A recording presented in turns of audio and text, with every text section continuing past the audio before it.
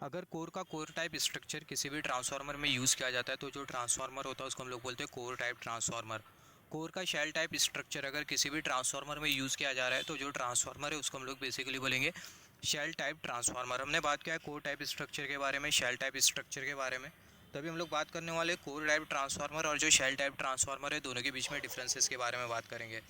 तो जो core type transformer है उसमें हमें जो कोर जो मिलेगा वो हमें कैसा मिलेगा, जो कोर है वो हमें कुछ इस तरीके से मिलेगा जिसमें हमें एक विंडो मिलेंगी, राइट। और यहाँ पर कोर टाइप ट्रांसफार्मर में हमें कितनी लिम्ब मिलती है, दो लिम्ब। यहाँ पर ये पहली वाली लिम्ब और यहाँ पर ये दूसरी वाली लिम्ब।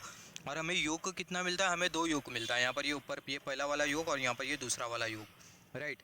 सिमिलरली अगर शेल टाइप ट्रांसफार्मर के बारे में बात करें तो जो शेल टाइप ट्रांसफार्मर है उसमें जो कोर होगी वो कौन सी कोर होगी, शेल टाइप कोर होगी। शेल टाइप कोर हमें कुछ इस तरीके से मिलती है जिसमें हमें बेसिकली दो विंडोज़ मिलती है।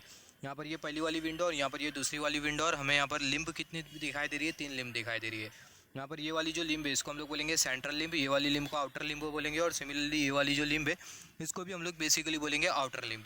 और हमें योग कितनी दिखाई दे रही है, दो योग दिखाई दे रहे हैं। यहाँ पहला वाला योग और यहाँ पर ये दूसरा वाला योग। यहाँ पर ये जो हमने जो सेंट्रल लिम्ब जो कंसीडर किया है इसका जो क्रॉस सेक्शनल एरिया जो होता है वो ज़्यादा होता है, तो ये बहुत इंपॉर्टेंट है। तो जो सेंट्रल लिम्ब है उसका जो क्रॉस सेक्शनल एरिया होता है वो ज़्यादा होता है। तो यहाँ पर अगर हम लोग देखें कोर टाइप ट्रांसफार्मर में हमें दो योग मिल रही है, दो लिम्ब मिल रही है। शेल टाइप ट्रांसफार्मर में हमें दो योग मिल रही है और तीन लिम्ब्स दिखाई दे रही है। यहाँ पर ये पहली लिम्ब, सेंट्रल लिम्ब और ये दूसरी वाली लिम्ब, राइट। यहाँ पर अगर हम लोग देखें both the limbs are provided with the winding.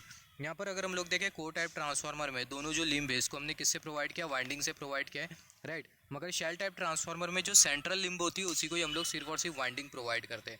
यहाँ पर अगर हम लोग देखें both the limbs are provided with winding, मगर शेल टाइप ट्रांसफार्मर में only central limb has been provided with the winding. और जो एरिया होता है सेंट्रल लिम्ब का या फिर बोल सकते हैं मिडल लिम्ब का जो क्रॉस सेक्शनल एरिया जो होता है वो ज़्यादा होता है, right.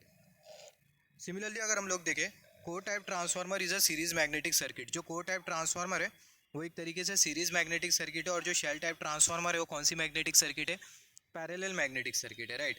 Core type transformer is a series magnetic circuit और जो शेल टाइप ट्रांसफार्मर है कौन सी मैग्नेटिक सर्किट है, पैरेलल मैग्नेटिक सर्किट है।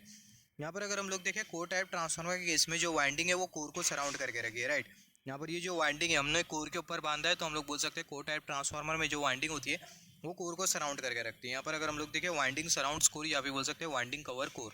मगर शेल टाइप ट्रांसफार्मर में जो कोर है वो वाइंडिंग को कवर करके रखे। यहाँ पर अगर हम लोग देखें यहाँ पर ये बीच में वाइंडिंग, आजू बाजू कोर, राइट। तो शेल टाइप ट्रांसफार्मर में क्या होता है, जो कोर होती है वो वाइंडिंग को कवर करके रखती है। यहाँ पर अगर हम लोग देखें winding is less protected by core. जो वाइंडिंग है वो लेस प्रोटेक्टेड होती है। कोर टाइप ट्रांसफार्मर में जो वाइंडिंग है उसका वाइंडिंग का जो प्रोटेक्शन होता है वो कम होता है, क्योंकि अगर हम लोग देखें जो वाइंडिंग है उसको हमने कोर के ऊपर बांधा है, वाइंडिंग के आजू बाजू कोर नहीं है।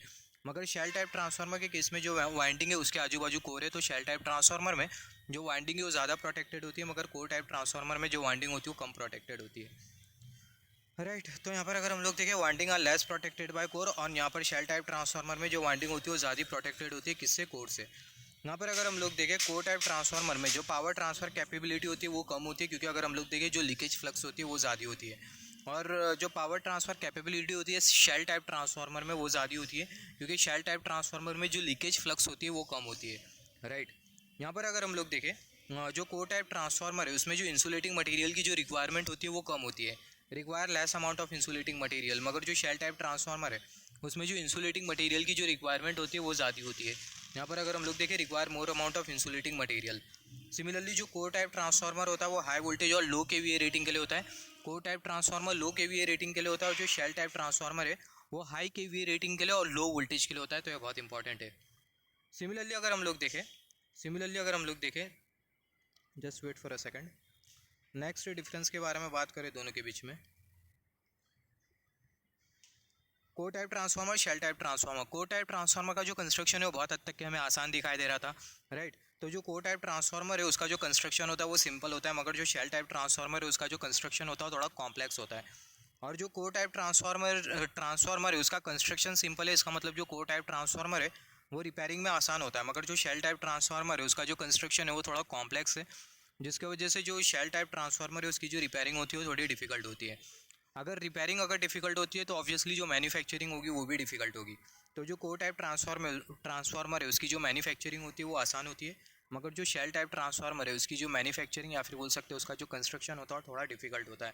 जैसे कि हमने बात किया जो कोर टाइप ट्रांसफार्मर है वो हाई केवी रेटिंग के लिए लो केवी रेटिंग के लिए यूज़ किया जाता है और हाई वोल्टेज के लिए और जो शेल टाइप ट्रांसफार्मर है वो हाई केवीए रेटिंग और लो वोल्टेज के लिए यूज़ किया जाता है, राइट।